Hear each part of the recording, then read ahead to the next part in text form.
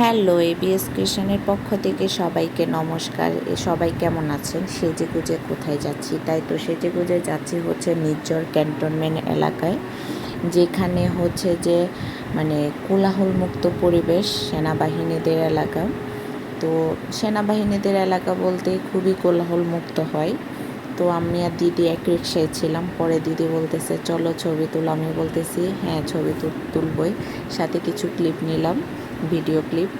তো হচ্ছে যে খুবই ভালো লাগতেছে ওইখানে গিয়ে, কিন্তু গিয়ে হচ্ছে যে কপালটা খুবই খারাপ ছিল, আমরা ভিতরে ঢুকতে পারি নাই।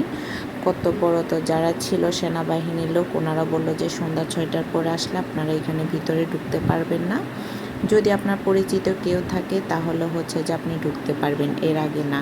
তো হচ্ছে যে কী আর করব, ফিরে আসলাম। চারদিকে যতটুকু দেখা যায় দেখলাম। আমার সবথেকে বেশি ভালো লেগেছে এই মসজিদটা। পুরো এলাকা জুড়ে বিশাল একটা মসজিদ এটা, মানে এতটা ভালো লেগেছে দেখে, মানে আমার। তো চারদিকের কিছু জায়গা দেখে টেকে পরবর্তীতে আমরা ওইখান থেকে মানে সবাই মিলে কিছু ছবি তুলে বেরিয়ে গেলাম। বেরিয়ে হচ্ছে আমরা হচ্ছে মিরপুর 13-তে মানে কেন্দ্রীয় মন্দির যেটা ছিল ওইটাতে গেলাম, ঢাকা কেন্দ্রীয় মন্দির।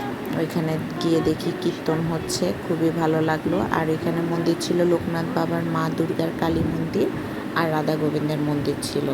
তো এখানে কীর্তন হচ্ছে, কীর্তনে আমরা কিছুক্ষণ বসলাম, বসে হচ্ছে যে কীর্তন শুনলাম।